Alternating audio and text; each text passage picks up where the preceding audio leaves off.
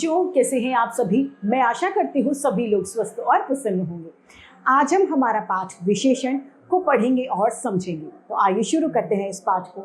ये है पाठ 10। तो विशेषण किसे कहते हैं? संज्ञा या सर्वनाम शब्दों की विशेषता बताने वाले शब्द विशेषण कहलाते हैं और जिसकी विशेषता बताई जाती है वे विशेष्य कहलाते हैं। आइए इसे पढ़ते हैं।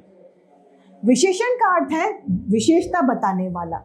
जो शब्द संज्ञा या सर्वनाम की गुण, दोष, मात्रा आदि को बताते हैं वे विशेषण कहलाते हैं। आइए इन चित्रों को देखते और पढ़ते हैं। मोटी बिल्ली ने दूध पी लिया, तो बिल्ली का विशेषण क्या हुआ है? मोटी बिल्ली। उसकी विशेषता क्या है? मोटा होना। राहुल ने नीली कमीज पहनी है। राहुल की कमीज जो है, शर्ट जो है, उसकी विशेषता क्या है? उसका रंग, उसके रंग का नीला होना उसकी विशेषता है। दो छात्र पढ़ रहे हैं, तो छात्रों की संख्या क्या है? 2, यानी उनका 2 होना उनकी विशेषता है। अतः यह कहा जा सकता है कि जो शब्द संज्ञा या सर्वनाम की विशेषताओं को बताते हैं उन्हें विशेषण कहा जाता है। विशेष्य, जिनकी विशेषता बताई जाती है उन्हें विशेष्य कहा जाता है। विशेषण जिन संज्ञा या सर्वनाम शब्दों की विशेषता बताते हैं उन्हें विशेष्य कहा जाता है। जैसे कि इस प्रकार यहाँ पर मोटी बिल्ली ने दूध पिया, तो मोटी विशेषण हो गया, बिल्ली विशेष्य हो गई, क्योंकि बिल्ली की विशेषता है मोटी होना। ठीक है, आगे देखते हैं। विशेषण की पहचान। वाक्यों में विशेषण की पहचान करना बहुत सरल है। इसके लिए सबसे पहले संज्ञा या सर्वनाम की पहचान करते हैं, फिर उसके साथ में कैसा या कितना लगाकर प्रश्न करते हैं। प्रश्न करने पर जो उत्तर मिलता है वही विशेषण कहलाता है। ये सिंपल तरीका है विशेषण पता करने का। बिल्ली कैसी है? तो हमारा जवाब क्या होगा? मोटी है, तो मोटी क्या है? विशेषण। कमीज कैसी है? कमीज नीली है, तो नीली क्या हो गया? उसका विशेषण। छात्र कितने हैं? तो छात्र 2 हैं, तो 2 क्या हो गया? विशेषण। यहाँ ये जानने वाली बात है कि विशेषण शब्द विशेष्य से पहले भी आ सकते हैं और उसके बाद भी। जैसे मीठी खीर लाओ, करेला कड़वा है, इसका उदाहरण है। विशेषण के 5 भाग होते हैं, यानी 5 भागों में विशेषण को वर्गीकृत यानी बांटा गया है। पहला गुणवाचक विशेषण, संख्यावाचक, परिमाणवाचक, सार्वमानिक या संकेतवाचक तथा व्यक्तिवाचक विशेषण। पहले पढ़ेंगे हम गुणवाचक विशेषण। गुणवाचक विशेषण के अंतर्गत जिन विशेषण शब्दों से संज्ञा या सर्वनाम के गुण, दोष, आकार, रंग, अवस्था, काल आदि का ज्ञान होता है वे गुणवाचक विशेषण कहलाते हैं। किसी का सुंदर होना, अच्छा होना, बुरा होना, छोटा होना, लंबा होना, पतला होना, ये सभी क्या है? गुणवाचक विशेषण में आते हैं। रीमा एक सुंदर लड़की है। यह पीली गेंद है, यानी ये रंग है इसका पीला। काली कोयल कूक रही है। यहाँ पर गुणवाचक विशेषणों के कुछ प्रकार दिए हैं। आइए, स्वाद में तीखा, नमकीन, खट्टा, मीठा, कड़वा, जायकेदार, ये सभी स्वाद हैं जो गुणवाचक में आते हैं। अवस्था, मजबूत, गरीब, अमीर, बूढ़ा, जवान, कमजोर, बीमार, सभी क्या है? अवस्थाएं हैं। काल, नया, पुराना, आधुनिक, प्राचीन, मासिक, वार्षिक, ऐतिहासिक, ये सभी क्या है? काल होते हैं। गुण, चतुर, मीठा, सच्चा, अच्छा, परिश्रम, सुंदर, भला आदि सभी क्या है? गुण है। दोष, बुरा, मूर्ख, निर्दयी, आलसी, कमजोर, झूठा, दुष्ट आदि सभी क्या है? दोष, जो कि गुणवाचक में आते हैं। आकार, गोल, मोटा, लंबा, पतला, चिकना, गट्टा, गहरा, ऊंचा, सभी क्या है? आकार होते हैं जो गुणवाचक में आते हैं। रंग, काला, नीला, पीला, हरा, गोरा, आसमानी, सभी गुलाबी, सभी रंग हैं जो गुणवाचक में आते हैं। स्पर्श, कोमल, मुलायम, कठोर, नरम, चिकना, खुरदरा आदि सभी क्या हैं? सभी स्पर्श हैं जिनको हम छू सकते हैं। ये सभी भी गुणवाचक में आते हैं। स्थान, शहरी, ग्रामीण, नगरीय, विदेशी, भारतीय, सभी क्या है?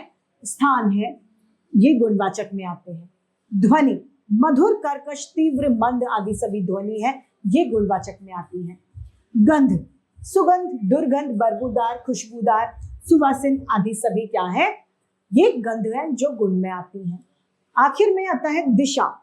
उत्तर से चारों दिशाएं जो भी हैं वो सभी, और भीतरी बाहरी, ये सभी दिशा जो कि गुण में सम्मिलित हैं। ये गुणवाचक विशेषण होते हैं। दूसरा है संख्यावाचक विशेषण। जिन विशेषणों में हमें संख्या का पता चलता है, संख्याओं का ज्ञान होता है, वे संख्यावाचक विशेषण कहलाते हैं। जैसे 2 पुस्तक, 7 दिन और 4 विद्यार्थी, ये सभी क्या संख्या का बोध करा रहे हैं, अतः ये संख्यावाचक विशेषण कहलाते हैं। इसके भी 2 भेद होते हैं। संख्यावाचक विशेषण के 2 भेद हैं, निश्चित संख्यावाचक विशेषण तथा अनिश्चित संख्यावाचक विशेषण। पहला है निश्चित संख्यावाचक विशेषण। निश्चित संख्यावाचक विशेषण में संख्याओं की स्थिति हमें निश्चित पता होती है, यानी संख्याओं की गिनती हमें निश्चित तौर पर पता होती है, वे निश्चित संख्यावाचक विशेषण कहलाते हैं। जैसे कि 1 पेन, यानी ये निश्चित है कि ये एक ही पेन है। 2 पुस्तकें, यानी ये निश्चित है कि 2 ये पुस्तकें हैं, अतः निश्चितता का बोध कराने वाले निश्चित संख्यावाचक विशेषण कहलाते हैं। दूसरा है अनिश्चित संख्यावाचक विशेषण। जो विशेषण शब्द संख्या निश्चित नहीं बता पाते, यानी संख्या में अनिश्चितता पता चलती है, वे अनिश्चित संख्यावाचक विशेषण कहलाते हैं। जैसे कि समय बहुत अधिक है, अधिक कितना है पता नहीं, थोड़ा दूध दे दो, थोड़ा कितना दे दो, या फिर कुछ पेन दे दो, तो कुछ कितने पेन दे दो, 1 2 4, यानी संख्या निश्चित नहीं है, अतः ये अनिश्चित संख्यावाचक विशेषण के उदाहरण हैं। तीसरा है परिमाणवाचक संख्या विशेषण।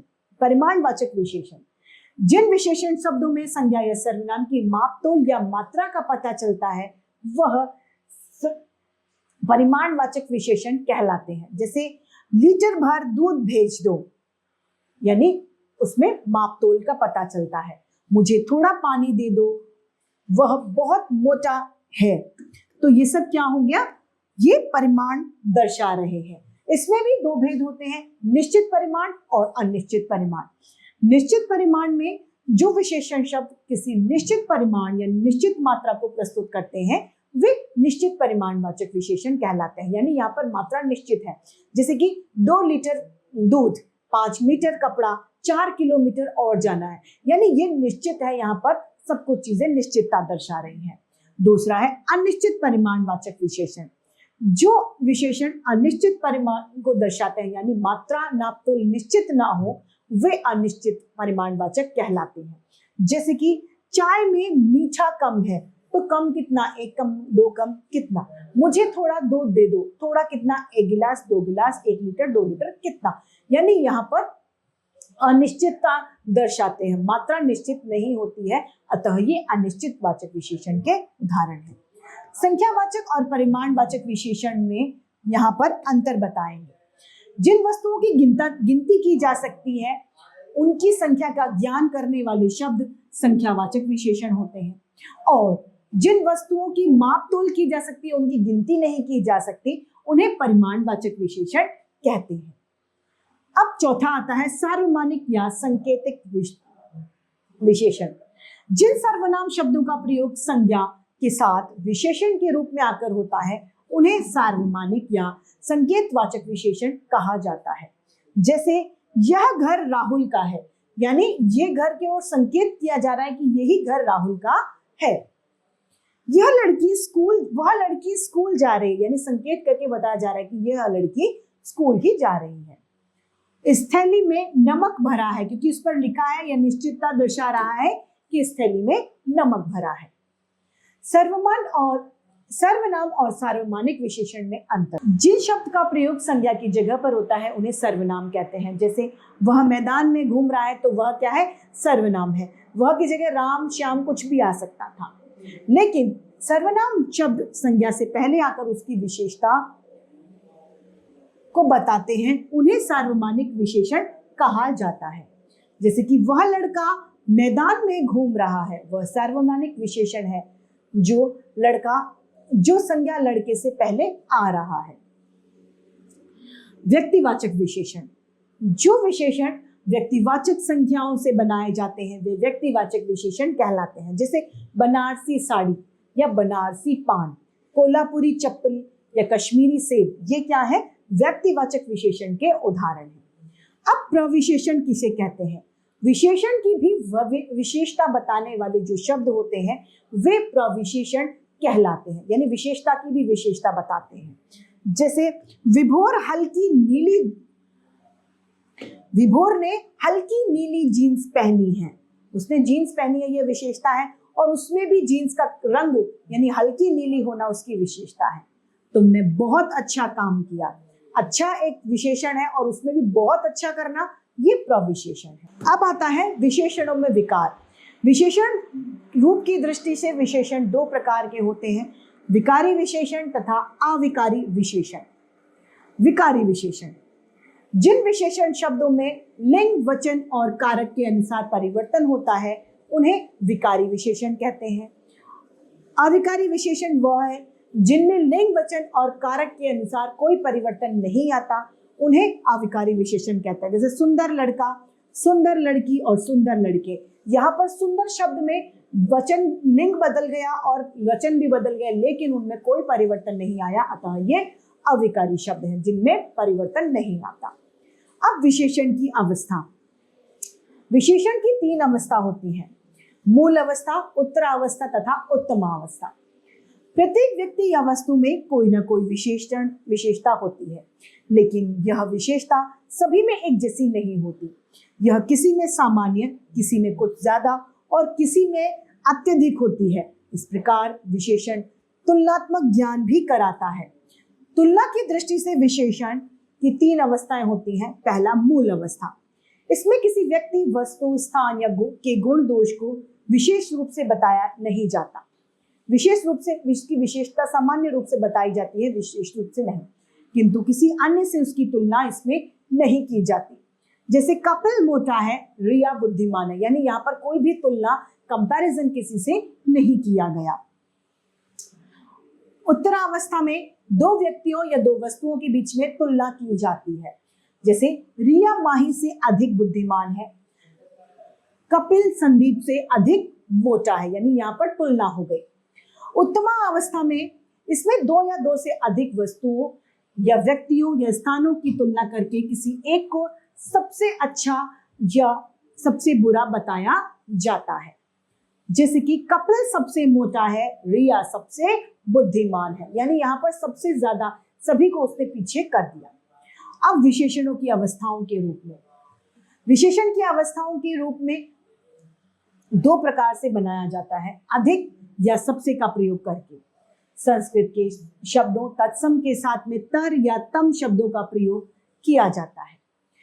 अधिक या सबसे का प्रयोग करके वीर, अधिक वीर और सबसे वीर। डरपोक, अधिक डरपोक तथा उत्तमा हो जाएगी सबसे डरपोक।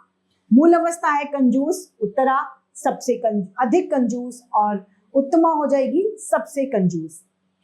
मूल अवस्था है कायर, उत्तरा हो जाएगी अधिक कायर और उत्तमा हो जाएगी सबसे कायर। दूसरा है तर तथा तम प्रत्यय प्रयोग करके।